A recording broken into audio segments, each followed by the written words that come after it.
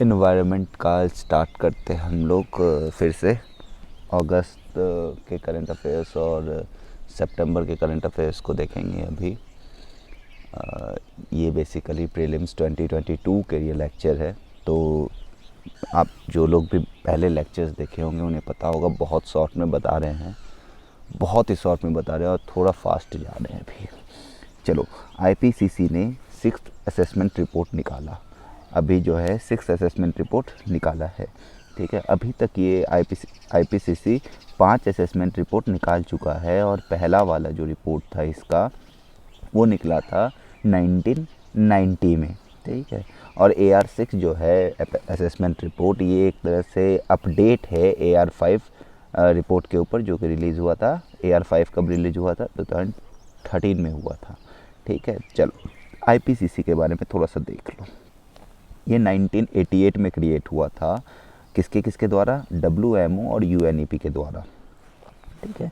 इसका ऑब्जेक्टिव क्या है कि ये गवर्नमेंट्स को साइंटिफिक इंफॉर्मेशन सब प्रोवाइड करे क्लाइमेट पॉलिसीज़ वगैरह से रिलेटेड, ठीक है। आईपीसीसी के बारे में, ये आईपीसीसी के बारे में हो गया।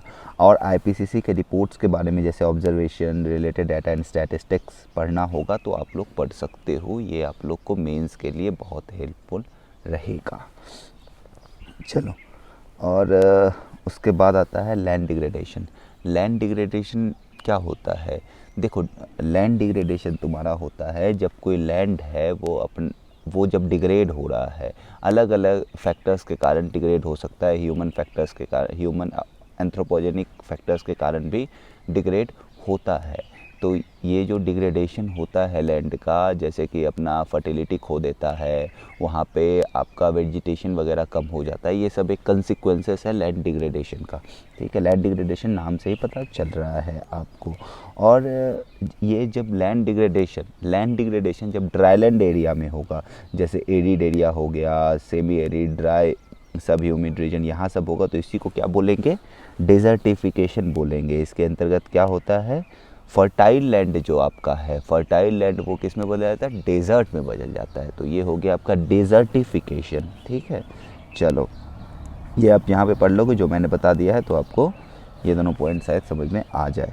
चलो, हाँ, ये जो तुम्हारा एक जो एटलस है, the desertification and land degradation Atlas of India for the year 2018-19, ये रिलीज़ करा गया है एसएससी के द्वारा। एसएससी बोले तो स्पेस एप्लीकेशंस सेंटर अहमदाबाद के द्वारा, अहमदाबाद में है ये, ठीक है। स्पेस एप्लीकेशन सेंटर कहाँ पे है? अहमदाबाद। एसएससी के द्वारा निकला गया है और एसएससी है अहमदाबाद में। चलो, कुछ कुछ डेजर्टिफिकेशन, लैंड डिग्रेडेशन, सॉरी हाँ, लैंड डिग्रेडेशन को कॉम्बैट करने के लिए कुछ कुछ एफर्ट्स डाले गए हैं, इंटरनेशनल एफर्ट्स डाले गए हैं, उसको हम लोग एक बार देख लेते हैं। जैसे कि पहले भी मैंने UNCCD के बारे में बताया है, डिटेल्स में, थोड़ा सा डिटेल्स में मैंने बताया था जब कुछ लेक्चर्स पहले। चलो, ठीक है, UNCCD के बारे में देख लो। ये इस्टेब्लिश हुआ था 1994 में, ठीक है। ये सोल लीगली बाइंडिंग बॉडी है, सिर्फ और सिर्फ लीगली बाइंडिंग है, लीगली बाइंडिंग इंटरनेशनल एग्रीमेंट है जो कि लिंक करता है इन्वायरमेंट और development to sustainable land management से रिलेटेड। तो ये ऐसा नहीं कि सोल लीगली बाइंडिंग है, मतलब और कोई लीगली बाइंडिंग है बॉडी है ही नहीं वर्ल्ड में, बट ये इससे related sole legally binding body है, ठीक है। चलो, अब देखो कुछ कुछ इनिशिएटिव्स देख लो। UNCCD के बारे में तो देख लिया, अब UNCCD का कुछ कुछ इनिशिएटिव्स देख लो। UNCCD, ठीक है, इसका क्या है? एक LDN, लैंड डिग्रेडेशन न्यूट्रलिटी के बारे में ये टारगेट सेट करने का एक प्रोग्राम है जो कि UNCCD के द्वारा निकाला गया है in collaboration with multiple international partners, ठीक है। दूसरा, लैंड डिग्रेडेशन न्यूट्रलिटी फंड, ऊपर तो land degradation neutrality target setting programme था और फंड है, फिर क्या है? एक फंड है जो कि लॉन्च हुआ था, LDN फंड, ये लॉन्च हुआ था COP13 में, ठीक है। चलो, बहुत अच्छी बात है। और अगर आप ग्लोबल लैंड आउटलुक के बारे में सुने होंगे, तो ग्लोबल लैंड आउटलुक को भी कौन पब्लिश करता है? तो UNCCD करता है, ठीक है। उसका लैंड फॉर लाइफ प्रोग्राम ये लॉन्च हुआ है UNCCD के द्वारा। कब? तो COP10 में, ठीक है। ये किसका पार्ट था? As part of Changwon initiative, sorry for the wrong pronunciation. उसके बाद बॉन चैलेंज क्या है? बॉन चैलेंज तुम्हारा जर्मनी, गवर्नमेंट ऑफ जर्मनी और IUCN के द्वारा 2011 में लॉन्च करा गया था। और इसके अंतर्गत क्या बोला गया था कि 150 मिलियन हेक्टेयर्स जो डिग्रेडेड और डिफॉरेस्टेड लैंडस्केप्स है उसको रिस्टोर कर लिया जाएगा बाय 2020 और 350 मिलियन हेक्टेयर्स बाय 2030। समझ में आ गया? 150 million hectares of degraded and deforested landscapes कब तक रिस्टोर करेंगे? तो 2020 तक। और 350, इसी को बढ़ा के 350 मिलियन हेक्टेयर्स कर देंगे कब तक? 2030 तक। बहुत अच्छी। तो बॉन कन्वेंशन आपने पता चल गया। उसके बाद देखो कुछ कुछ स्टेप्स है जो इंडिया के द्वारा भी लिया गया है लैंड डिग्रेडेशन के इशूज़ को टैकल करने के लिए। देखो पहला तो इंडिया पार्टी है UNCCD का। UNCCD का किस चीज़ का पार्टी है? तो जो UNCCD का था, जब उन्होंने प्लेज करा था pledge to reach land degradation neutrality targets by 2030 as part of convention's land degradation neutrality strategy, ये इसका पार्ट है इंडिया। चलो ठीक है। उसके बाद MOAFCC, ministry of environment forest and climate change, ministry of environment forest and climate change ने 3 major scheme निकाला है। 3 मेजर स्कीम कौन कौन सा है? पहला तो नेशनल एफॉरेस्टेशन प्रोग्राम है, दूसरा national mission for green India है, तीसरा forest fire prevention and management scheme है। चलो उसके बाद है Kigali agreement amendment to Montreal protocol. देखो कुछ कुछ अमेंडमेंट्स, कुछ कुछ प्रोटोकॉल्स जो आप इन्वायरमेंट में पढ़ते आ रहे हो उसका कोशिश करो कि एक नोट्स टाइप का कहीं बन जाए या कहीं से कलेक्ट कर लो ऐसा नोट, अगर किसी ने बनाया है या कुछ भी किसी तरह से, और उसको याद करते रहो इक्वल इंटरवल ऑफ टाइम पे, क्योंकि उसका कोई ऐसा नहीं है कि आप उसको समझना भी है उसमें, लेकिन उसके साथ साथ उसको याद करना इज़ वेरी इम्पॉर्टेंट। ठीक है। तो किगाली एग्रीमेंट, मॉन्ट्रियल होगा, फिर वीना होगा, कहीं कहीं आप मिनीमाता सुने होंगे, फिर आप बहुत सारा है, जैसे आप क्या है स्टॉकहोम कन्वेंशन के बारे में सुने होंगे, बेसल कन्वेंशन के बारे में सुने होंगे। तो ये सब सिर्फ यही नहीं, इसके अलावा भी बहुत सारा है जिसको आपको लिस्ट डाउन करना चाहिए। देखो ओजोन, ये तो बात से पता होगा कि किगाली एग्रीमेंट और मॉन्ट्रियल प्रोटोकॉल किससे रिलेटेड है? मॉन्ट्रियल प्रोटोकॉल ये ओजोन वगैरह से रिलेटेड है। देखो ओजोन क्या होता है? तुम्हारा ओजोन का जो लेयर है, ये तुम्हारा ओजोन लेयर ऐसा नहीं है कि एक पार्टिकुलर एक सिंपल सा थिन लेयर है, थिन लेयर ही है और थिक लेयर भी इसको बोल सकते हैं। जब ये थिक लेयर हल्का सा बहुत थिन हो जाता है तो वहीं पे ओजोन डिप्लीशन हो जाता है। ये तुम्हारा जो ओजोन लेयर है यहाँ पे बहुत कंसंट्रेटेड अमाउंट में ओजोन प्रेजेंट रहता है, जो कि लगभग इसका कंसंट्रेशन अगर देखा जाए तो अर्थ से 15 से 35 किलोमीटर के आसपास होता है, और ये स्ट्रेटोस्फेयर में होता है। याद रहेगा, बहुत अच्छी बात है। अब देखो यूवी रेज का बात देखोगे अगर कि यूवी रेज, यहाँ पे देखो टाइप्स ऑफ यूवी रेज है, उसके सब्सटेंसेस कंट्रोल बाय प्रोटोकॉल, उसका क्लासिफिकेशन ऑफ कंट्रीज, अच्छी बात है। अब देखो यहाँ पे अगर बोलेगा UV ray A type, UV A, इसका मतलब कि यूवी रेज ए है, यूवी ए है, यूवी बी है, यूवी सी है, 3 तरह का जो रेज है इसके बारे में दिया हुआ है कि यूवी ए आपको लॉन्ग वेवलेंथ में आता है, ये good for health and pass through atmosphere. वही यूवी बी रेज के बारे में देखोगे तो ये मीडियम वेवलेंथ का होता है और ये हार्मफुल रहता है स्किन, और most of it filtered by atmosphere. उसके बाद यूवीसी क्या है? शॉर्ट वेवलेंथ है और ये मोस्ट डेंजरस होता है अपने लिए। ठीक है। चलो वियना कन्वेंशन, मॉन्ट्रियल प्रोटोकॉल, ये सब अडॉप्ट कब हुआ था, क्या हुआ था, यहाँ से पढ़ लेना, डायरेक्ट है। थोड़ा बहुत इशूज़ हो सकता है तो उसको इन्वायरमेंट से आप लिंक डाउन कर सकते हो। चलो उसके बाद इंडिया का वियना कन्वेंशन और मॉन्ट्रियल प्रोटोकॉल का पार्ट बना, तो वियना कन्वेंशन का हम लोग 1991 में बने और मॉन्ट्रियल प्रोटोकॉल का 1992 में बने थे। बहुत अच्छी बात है। और HFCs क्या होता है तुमको पता होगा। ठीक है। जो कुछ कुछ केमिकल्स होता है जो कूलिंग, रेफ्रिजरेशन, ये सब में यूज़ होता है। बहुत अच्छी बात है। किगाली एग्रीमेंट के बारे में फिर से देख लो, अडॉप्ट हुआ है 2016 में और ये फोर्स आया है 2019 में। ठीक है। अब ये जो किगाली एग्रीमेंट था ये पूरा का पूरा नेशंस को 3 ग्रुप्स में बांट दिया था। ठीक है। तो ये आप अगर ग्रुप देखना चाहो तो देख सकते हो। अच्छा, ये वाला जो है ना टाइमलाइन ऑफ प्रोटोकॉल, कोशिश करना है इसको अच्छे से पढ़ लेना। जैसे लंदन अमेंडमेंट, मॉन्ट्रियल प्रोटोकॉल का फिर से अमेंडमेंट हुआ था, फिर ये सब चीज़ आपने कोपेनहेगन बहुत अच्छे से इसमें दिया हुआ है। देखो जैसे वियना कन्वेंशन के बारे में दिया हुआ, protection of ozone layer is negotiated, तो ये सब अच्छे से देख लेना आप लोग, ठीक है। बहुत अच्छी बात है, ये सब याद करना है। और अगर किगाली बाइंडिंग के बाद किगाली एग्रीमेंट के पास वापस से आते हैं हम लोग, तो ये एक तरह का लीगली बाइंडिंग एग्रीमेंट है जो कि डिज़ाइन करता है, design to create rights and obligations. क्या लीगली बाइंडिंग एग्रीमेंट है? कौन? किगाली एग्रीमेंट का अगर हम लोग बात करें तो बहुत अच्छी बात है। चलो, सिंगल यूज़ प्लास्टिक्स क्या होता है तुम्हारा पता होगा। यहाँ पे देखो इंडिया के हिसाब से सिंगल यूज़ प्लास्टिक है plastic commodity intended to be used once for the same purpose before being disposed of or recycled, ठीक है। बहुत अच्छी बात है। अब देखो MOAFCC ने कुछ नोटिफाई करा था plastic waste management amendment rule 2021 को, जो कि प्रोहिबिट करता है identified single use plastic items. Mains के लिए बहुत इंपॉर्टेंट टॉपिक है और अगर प्रीलिम्स के लिए भी देखना है, एक बार रीड आउट करने का मन करे तो रीड आउट कर सकते हो। कुछ अमेंडमेंट्स वगैरह अगर देखना है तुमको तो देख सकते हो। चलो ओके, ये देखना पार्टनरशिप प्रोग्राम को देखना, ग्लो लीटर पार्टनरशिप प्रोग्राम के बारे में देख लेना। ये लॉन्च हुआ है तुम्हारा बेसिकली IMO और FOA के द्वारा, ठीक है। IMO और FAO के द्वारा लॉन्च करा गया है to assist developing countries to prevent and reduce marine plastic litter from the maritime transport and fisheries sectors. बहुत बढ़िया। चलो, ये हो गया तुम्हारा। उसके बाद बायोमेडिकल वेस्ट मेंस के लिए बहुत इंपॉर्टेंट है। बायोमेडिकल वेस्ट बेसिकली क्या होता है, जैसे हॉस्पिटल्स वगैरह है, तो जैसे कोविड के टाइम पे क्या था कि जब हॉस्पिटल जाते थे तो सिरिंज, सिंपल कुछ एग्जांपल ले लो, सिरिंज ले लो, और जो हॉस्पिटल में जो बहुत सारा प्रोडक्ट्स जो निकलता है, ठीक है, मेडिकल यूज़ होने के बाद जो वेस्ट प्रोडक्ट आ गया, तो वो एक तरह से बायोमेडिकल वेस्ट कहा जा सकता है। बहुत अच्छी बात है, देख लेना। मेंस के लिए बहुत इंपॉर्टेंट टॉपिक है। चलो, कुछ टॉपिक्स देख लो, जैसे कुछ पॉइंट देख लो, जैसे Basel convention on hazardous waste. ये किससे रिलेटेड है तुम्हारा? ये बेसिकली ये आया था to protect human health and the environment against the adverse effects resulting from the generation, management and disposal of hazardous waste. ये कौन सा है?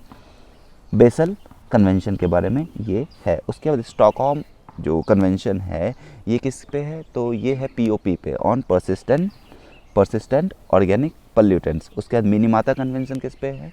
तो मिनीमाता कन्वेंशन है आपका मरकरी पे, ये आपने पता होना चाहिए। उसके बाद ब्लू बुक के बारे में देखो, तो ब्लू बुक क्या है? तो ब्लू बुक एक तरह का WHO का हैंड बुक है on safe management and waste from health care activities. बहुत बढ़िया। उसके बाद देखो, leaded petrol phased out globally. ये UNEP ने अनाउंस करा है कि इसके बारे में UNEP ने कुछ अनाउंसमेंट करा है, announce the eradication of highly polluting leaded petrol from the world, ठीक है। बहुत अच्छी बात है। और लास्ट कंट्री कौन था from the world? As Algeria, the last country to use this fuel exhausted its supply. बहुत अच्छी बात है। अब टेट्राइथाइल लीड के बारे में देख लो। ये एक तरह का, इसी को ऑर्गेनिक लीड भी बोला जा सकता है, और ये कलरलेस होता है। देखो यहाँ पे ये क्या होता है? कलरलेस लिक्विड होता है जिसका एंटी नॉक प्रॉपर्टीज़ पहली बार फाउंड हुआ था 1921 में। इसको जब आप पेट्रोल के, आप अब मत मिलाना, ये गलत होता है ये, मतलब कि इन शॉर्ट ये बहुत ज़्यादा पोल्यूशन वगैरह प्रोवाइड करता है, हेल्थ के लिए बहुत ख़राब होता है। लेकिन ये देखो एक बार, जब ये मिक्स किया जाता है पेट्रोल के साथ तो इसको बोला जाता है लीडेड पेट्रोल। किसको मिक्स किया जाता है? इसको जब मिक्स किया जाता है पेट्रोल के साथ तो इसको बोला जाता है लीडेड पेट्रोल। ये एक्चुअली क्या करता है? इम्प्रूव कर देता है ऑक्टेन रेटिंग ऑफ फ्यूल, ठीक है, as compare to unleaded petrol. समझ में आ गया कि पूछा जा सकता है यहाँ पे क्वेश्चन कैसे पूछा जा सकता है कि ये आपका क्यों यूज़ होता है। फॉर एग्जांपल ये जो टेट्राइथाइल लेड है, टेट्राइथाइल लेड आपका क्यों यूज़ होता है फॉर दिस, हाँ, ये क्यों यूज़ होता है तो आपको पता होना चाहिए कि ये ऑक्टेन रेटिंग ये बढ़ा देता है अपना। और अनलीडेड पेट्रोल क्या, अनलीडेड पेट्रोल क्या होता है? अगर बेसिकली पूछ देगा तो ये भी आप यहाँ पे जवाब दे सकते हो। बहुत अच्छी बात है।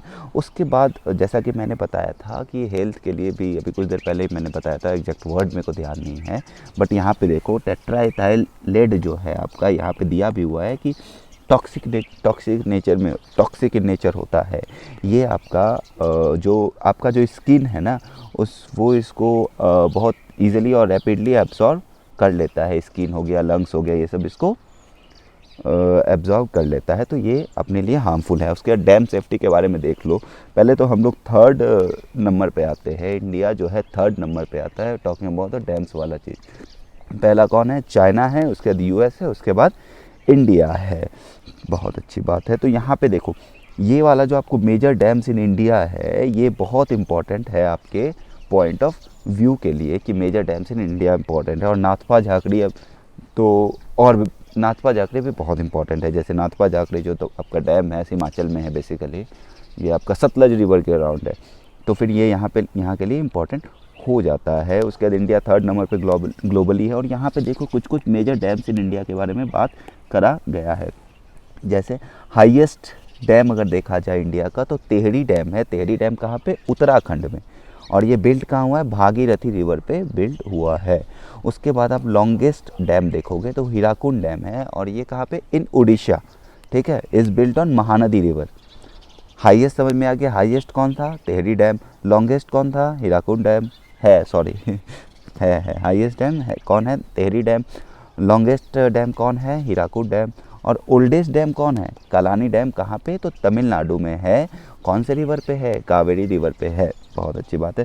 About dam rehabilitation improvement project के बारे में देख लो। ये एक तरह का स्टेट सेक्टर स्कीम है जो कि इनिशिएट हुआ था 2012 में बाय गवर्नमेंट ऑफ इंडिया, और इसका फाइनेंशियल असिस्टेंस किसने करा था?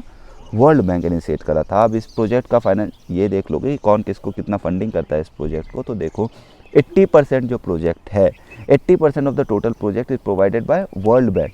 ठीक है, 80% पैसा, और उसके बाद 20% जो रुपए होते हैं या पैसा जो बोलो वो बॉन्ड करेगा स्टेट और सेंटर। उसके बाद ये जो है आपका ये जो dam rehabilitation and improvement project है, ये आपका बेसिकली किसके टॉटेड है? The world largest dam management programme. बहुत अच्छी बात है। हाँ, धर्म के बारे में देख लो। Dam health and rehabilitation monitoring, ये वेब टूल है to digitise all dam related data. उसके बाद सिस्मिक हैजार्ड असेसमेंट इन्फॉर्मेशन है, सहियास है, ये सब क्या चीज़ से related sometime seen in news ऐसा बोल सकते हैं, तो ये देख लेना। हाँ, Atlantic meridional overturning circulation. I will suggest कि आप लोग यूट्यूब पे इसका एक अच्छा सा वीडियो देख लेना और अच्छे से समझ लेना। वैसे मैं थोड़ा सा बता दे रहा हूँ आपको।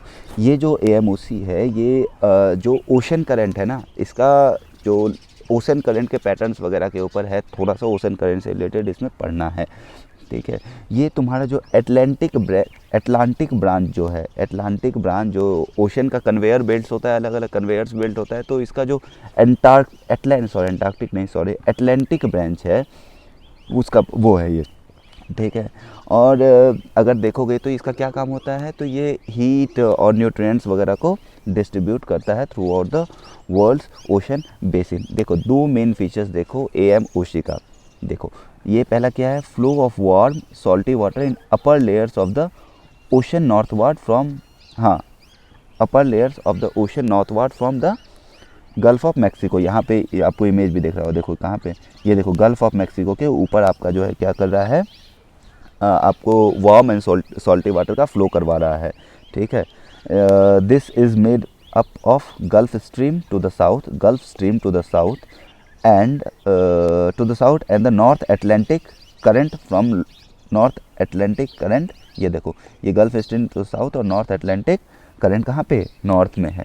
उसके बाद ये तो हो गया वार्म और सॉल्टी वाटर को ऊपर भेजता है, और ये cooling of water in the high altitude of the Atlantic which makes the water denser. हाँ देखो, अब और दूसरा, एक तो काम हो गया पहला फीचर, दूसरा फीचर में क्या करता है, जो हाई एल्टीट्यूड्स है वहाँ पे क्या करेगा, एटलांटिक वाला जो वाटर है, ये वाला जो लेयर में जो वाटर है उस वाटर को कूल करेगा।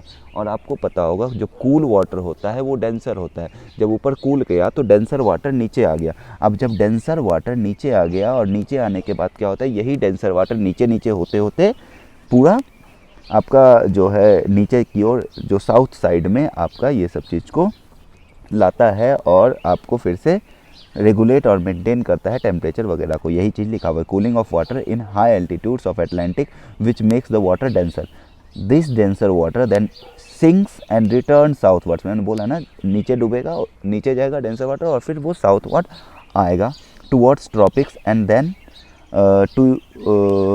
To South Atlantic as a bottom current. ठीक है, ये देखो ब्लू लाइन इसमें शो हो रहा है, देखो यहाँ से दिख रहा है, ये सब आ रहा है नीचे, ये डूब नीचे चले गया होगा डेंसर होने के बाद, और उसके बाद फिर ये ऐसे ऐसे करके फ्लो हो गया साउथवर्ड साइड में। उसका थर्मोहेलाइन सर्कुलेशन क्या होता है देख लेना, यहाँ से पढ़ना होगा तो पढ़ लेना अच्छे से। बहुत अच्छे टिक जिसमें इसमें लगा है वो एक बार रीड आउट कर लेना। बहुत हो गया। चलो, ऐसा है कि मैंने इसमें इस मंथ का करंट अफेयर्स करा है, अगस्त का करा है, अभी सितंबर के लिए अभी सोचा था मैंने कि इसी वीडियो में डाल दूंगा, बट अभी टाइम बहुत ज़्यादा चले गया इस वीडियो के लिए, तो अभी हम क्या करेंगे, अलग वीडियो लाएंगे सितंबर मंथ के करंट अफेयर्स के लिए, सितंबर मंथ के करंट अफेयर्स जो कि एनवायरनमेंट है उसके लिए भी। बाय।